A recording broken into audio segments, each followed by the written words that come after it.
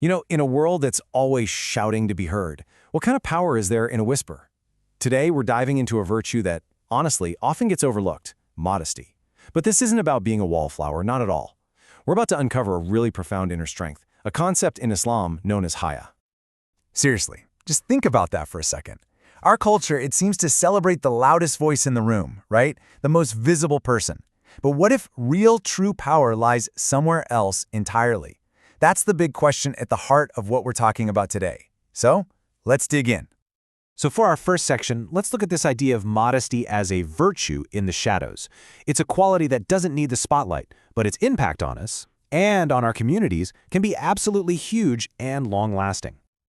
I love this because it just completely flips the script on what it means to be great.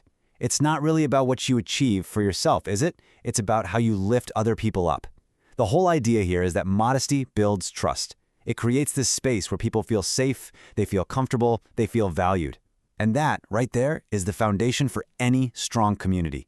It's this quiet but incredibly powerful force. Okay, but what if we could take this idea of modesty and just push it a step further? Let's go beyond the universal concept for a minute and explore a specific Islamic virtue that gives it a whole new level of depth, and that's haya.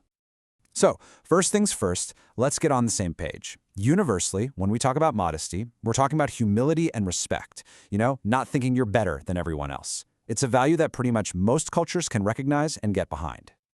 But haya, see, this goes deeper. In Islam, it's not just seen as a good personality trait. It's called an integral branch of faith. That changes everything. It elevates it to a core, inseparable part of a person's belief. Haya includes humility, for sure, but it also brings in this profound sense of dignity and a constant awareness of God. So, if haya is a branch of faith, what does the whole tree look like? Well, our source material points to a hadith. That's a recorded saying of the Prophet Muhammad that gives us this beautiful picture of what the structure of faith, or iman, actually is in Islam. And here's what's so fascinating. Faith isn't seen as just one single thing. It's described as having over 70 branches. Think about that for a moment. It suggests that faith isn't just one big belief. It's expressed in dozens of different actions and attitudes and characteristics. And this just brilliantly shows the sheer range of those branches. So the absolute highest branch, that's the core declaration of faith itself. The humblest one, a simple act of public service, like moving something harmful out of a walkway. And right there, nestled between them, as a fundamental integral branch, is haya.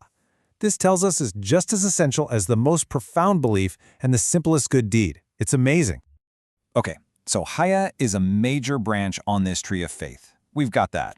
But just how central is it really? The next hadith we're going to look at makes this powerful, almost startling claim. It positions haya as the single most defining characteristic of Islam. Just let that sink in for a minute. This isn't just saying modesty is important, it's saying it is the defining feature, the hallmark. You could almost call it the spiritual DNA of Islam. It's the one quality that, above all others, is meant to shape the entire character of a believer. Wow. So, what does this all mean in the real world? It's one thing to talk about a concept, but how does haya actually show up in a person's day-to-day life? Let's take a look at how this virtue gets put into action. And what's really key here is that haya isn't passive. It's not something that just happens. It's an active, conscious choice. It's something you have to cultivate. It shows up in the words you choose, making sure they're kind and not boastful. It's reflected in how you dress, with a sense of dignity and humility. And it's woven into all your interactions, guiding you to act with respect for yourself and for everyone you meet. So we've taken quite a journey, haven't we? We went from a general idea of modesty as this kind of forgotten virtue, all the way to understanding haya as the very hallmark of Islamic faith. We've seen it as a branch on the tree of faith and as a real guide for our daily actions.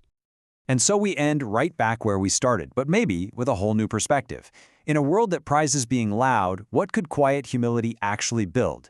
If we all valued this inner strength just a little bit more, what kind of world could we create? That's definitely something to think about. Thanks for joining me.